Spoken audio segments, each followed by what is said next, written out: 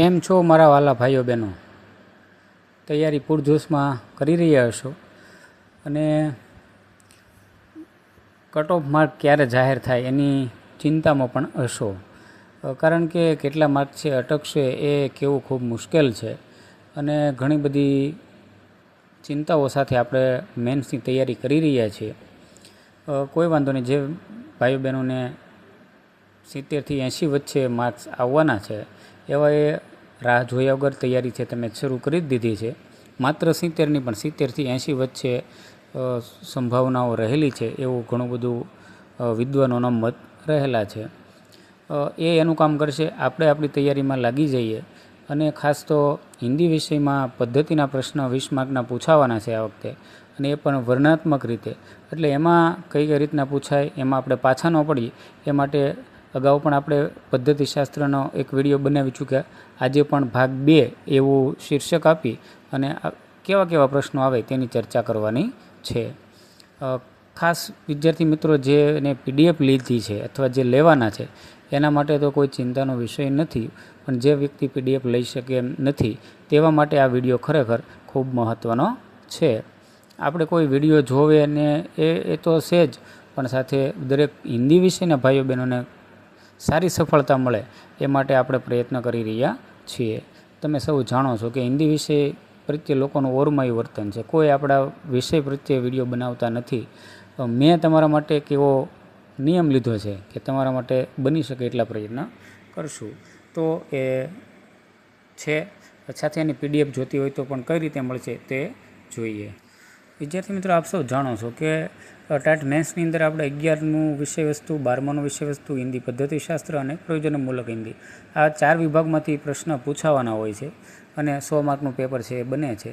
તમારે જો આની PDF જોતી હોય તો અત્યારે ઓફર ચાલી રહી છે. આ 4-4ની કોમ્બો 299 રૂપિયા છે. થોડાક દિવસ પછી આની એકની 99 રૂપિયા, એટલે 4ના 396 રૂપિયા થશે. પરંતુ અત્યારે સ્કીમ છે 299.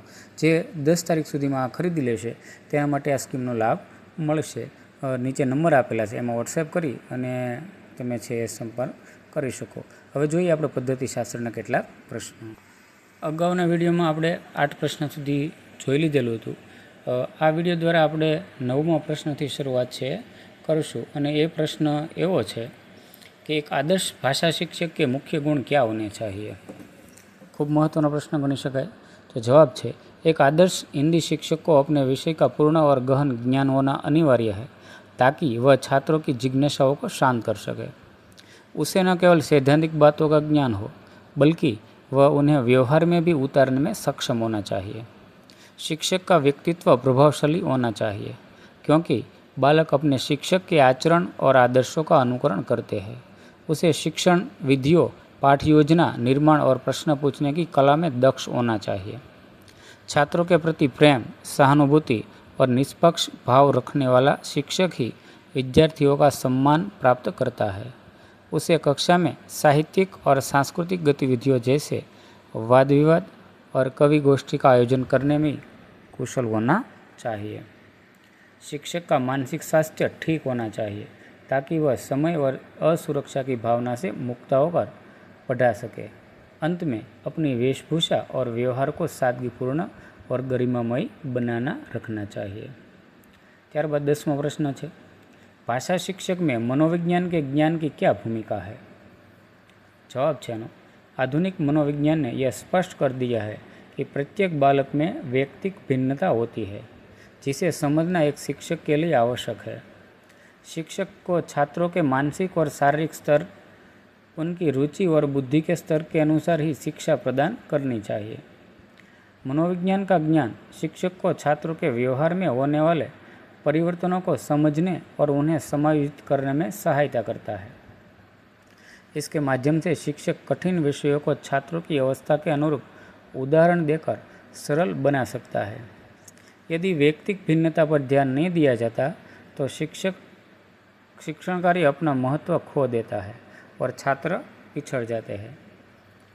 मनोविज्ञान के आधार पर ही शिक्षक पिछड़े और कुसुमायित बालकों प्रति सहानुभूतिपूर्वक व्यवहार अपना सकता है. यह ज्ञान मूल्यांकन की नवीन प्रविधियों और बुद्धिक परीक्षाओं को समझने में मदद होता है. इस प्रकार मनोविज्ञान शिक्षक को एक मनोविज्ञान का पारखी बनाकर शिक्षण को अधिक प्रभावी बनाता है। ત્યાર પછીનો પ્રશ્ન છે, हिंदी शिक्षक के लिए विषय पर अधिकार होना क्यों आवश्यक है? जवाब है, भाषा शिक्षक के लिए हिंदी भाषा और साहित्य पर पूर्ण अधिकार होना उसके शिक्षण की सफलता की पहली शर्त है।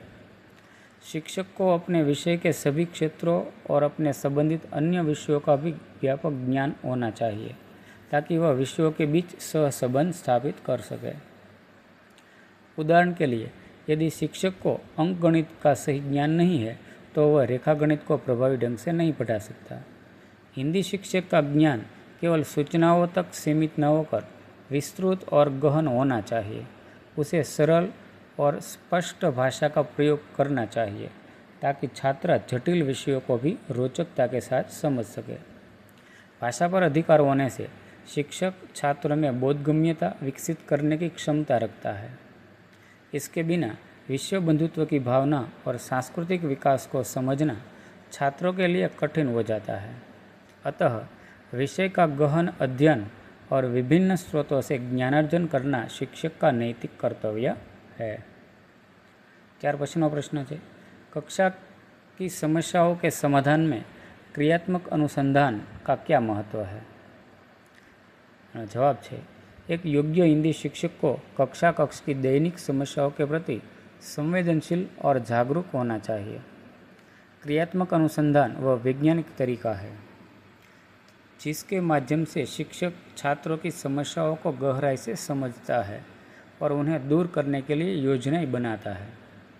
इसके द्वारा शिक्षक अपनी स्वयं की शिक्षण विधियों और गतिविधियों में भी निरंतर सुधार और विकास कर सकता है।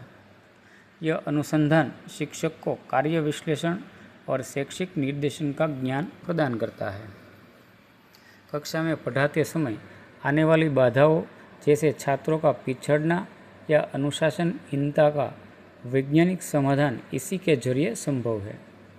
यह प्रक्रिया केवल सैद्धांतिक न होकर पूरी तरह व्यवहारिक होती है और कक्षा के वातावरण को सकारात्मक बनाती है। क्रियात्मक अनुसंधान से प्राप्त निष्कर्ष शिक्षक को भविष्य की योजनाओं के क्रियान्वयन में मार्गदर्शन देते हैं। इस प्रकार यह शिक्षक की वैश्विक दक्षता बढ़ाने का एक अनिवार्य उपकरण है। ત્યાર પછીનો પ્રશ્ન છે, श्रवण कौशल्य का अर्थ और इसकी शिक्षण प्रक्रिया को स्पष्ट कीजिए।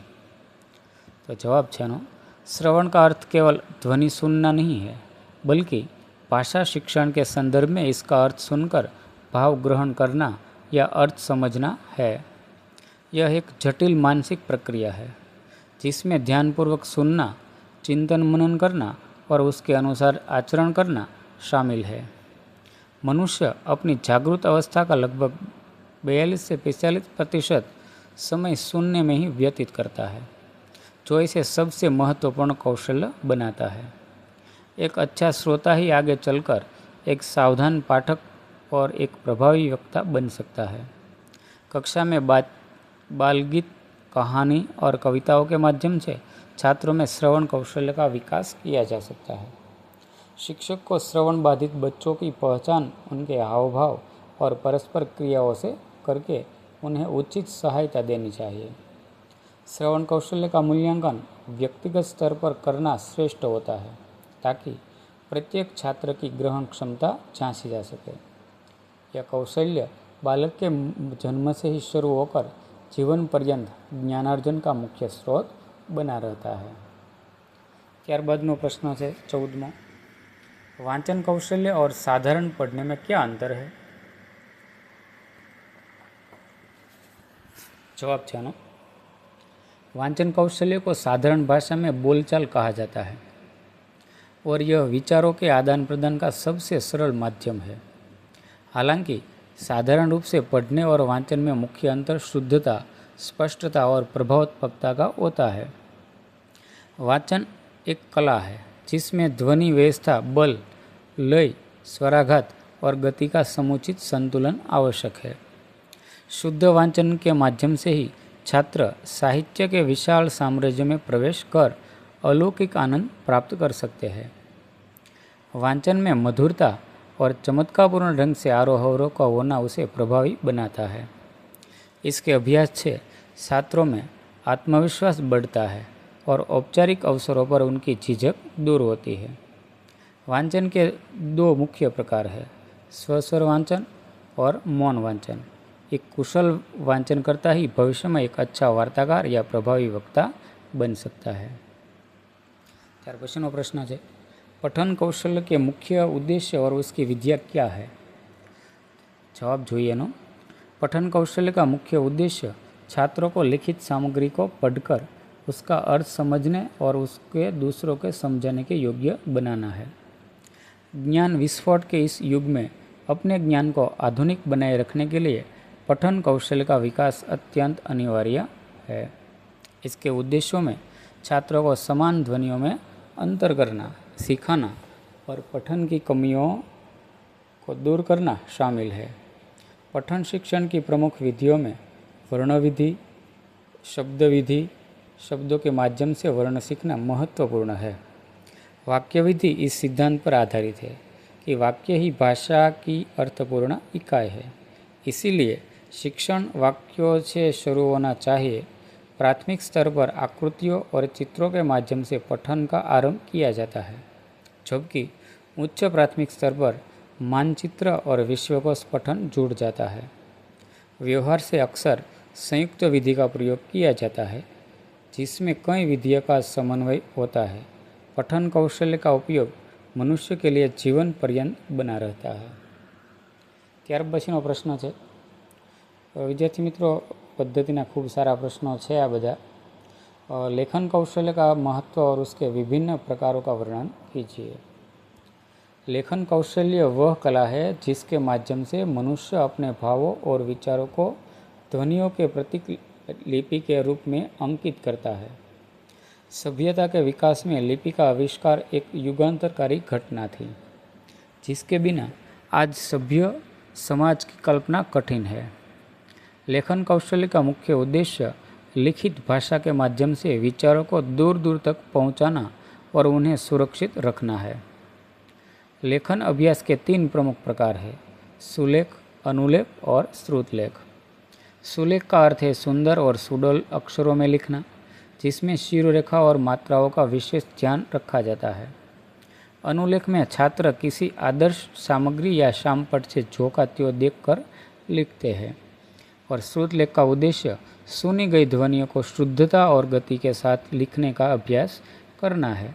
लेखन और कौशल्य के विकास में ही बौद्धिक विकास और सांस्कृतिक विरासत का ज्ञान संभव हो पाता है। ત્યાર પછી 17मो प्रश्न, भाषा शिक्षक के लिए उत्तम संगठनकर्ता होना क्यों आवश्यक है? तो एनो जवाब एवो छे, एक भाषा शिक्षक का कार्य केवल कक्षा में पाठ पढ़ाने तक सीमित नहीं है।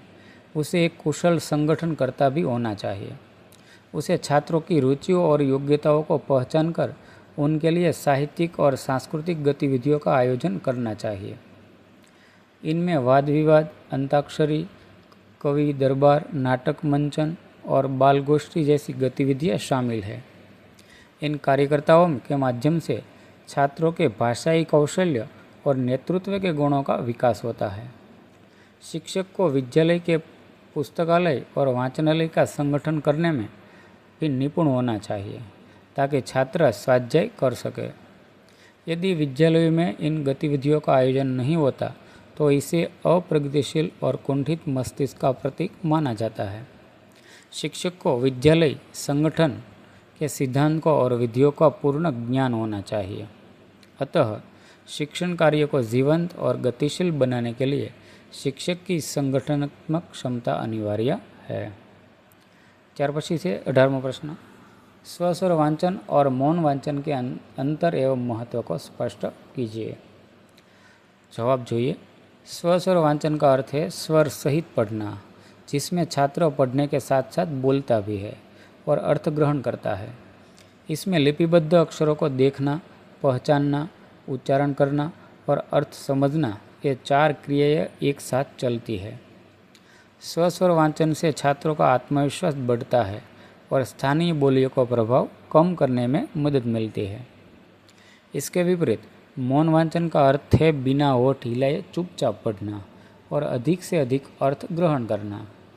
मौन वांचन में थकान कम होती है क्योंकि वाग्यंत्रों पर जोर नहीं पड़ता और समय की भी बचत होती है। मौन वांचन विचारों की प्रौढ़ता का द्योतक है और इससे छात्रों में स्वाध्याय की आदत विकसित होती है। स्वस्वर वांचन प्रारंभिक अवस्था और सार्वजनिक अवसरों के लिए उपयोगी है, जबकि मौन वांचन अर्थ गहन अध्ययन के लिए श्रेष्ठ है। दोनों ही वांचन प्रकार भाषा पर अधिकार प्राप्त करने के लिए अपनी अपनी जगह महत्वपूर्ण है। तो विद्यार्थी मित्रों, અહીં સુધી આપણે રાખીએ। ત્યારબાદ ભાષા ભાગ 1 એટલે કે ભાષા શિક્ષકે ગુણ ઓર યોગ્યતા અહીંથી છે આપણે આવનારા વિડીયોમાં છે જોશું। વિડીયો કેવો લાગે તો તમે મને કોમેન્ટ અવશ્ય કરજો, જેથી કરીને અવનવા આવા પદ્ધતિના વિડીયો છે એ બનાવવાનો આપણને આનંદ રહે। હવે મળીએ આપણે નવા જ વિડીયોમાં। ત્યાં સુધી દરેકને પરીક્ષાની તૈયારી કરો, મસ્ત રહો, આનંદિત રહો અને હંમેશા આગળ વધતા રહો।